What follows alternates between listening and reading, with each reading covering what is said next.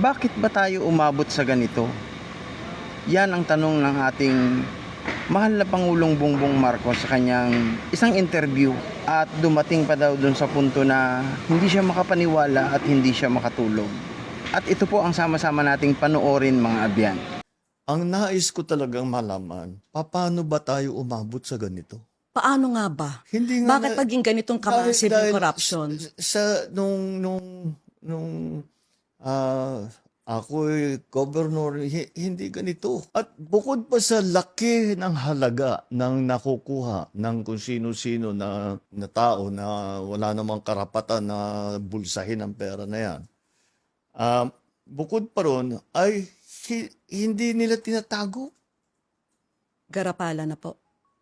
In your words, it's economic Yun ang sabotage? shock, Yeah. kasi ngayon sila walang pakialam. But how did it become that way? I Why? don't know. This is what I why really. so brazen? How did we evolve? How did the system evolve?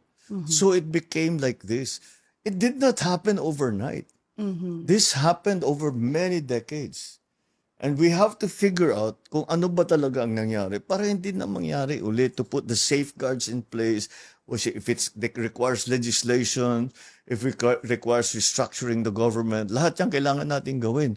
Pero kailangan natin malaman kung paano tayo nasasyak ako, hindi ako makapaniwala na nandito na tayo na ganito na ang gobyerno na But so many regimes, and it just keeps getting worse. it did. So how did we get here, and what can we do now to? Well, I cannot give you a complete answer to how did we get here. The simplistic answer will be, paano tayo nagkaganto? Dahil pinabayaan. And what can we do? What we can do is to find out how this happened, who are the people that are involved, make them answerable for their wrongdoing, and fix the structure so this is not allowable. Okay. That's the word that I think that it became allowable. Okay lang. Yes. Hindi problema yan. Hindi krimen yan. Sige lang. It was normalized. Yeah, It's was normal. people have come to accept this, no? Yes, yes. But to the level na 30% na lang yung naiiwan sa mga proyekto, astounding yun. That's the part that talagang hindi ako makatulog pag iniisip ko. Paano tayo nagkaganto? That's why we're really looking forward to this independent body which you will be forming. Yes. And we're just wondering, how powerful will this body be?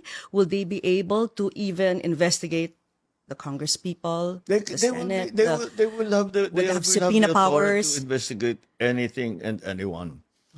Otherwise, then what they will have, they sasabihin, may sacred cow na naman, o may pinoproteksyonan dahil kasama sa politika, whatever. Pagka nangyari yun, wala rin kabuluhan yung kanilang investigation. So ayan, mga abyan, inyo pong napanood ang interview ng ating Pangulong Bongbong Marcos Jr.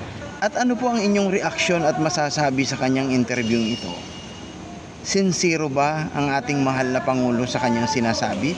Paki-comment na lang po sa comment section ng inyong mga reaksyon at opinion.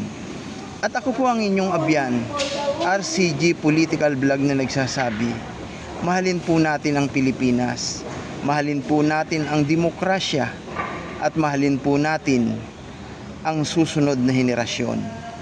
Syukran.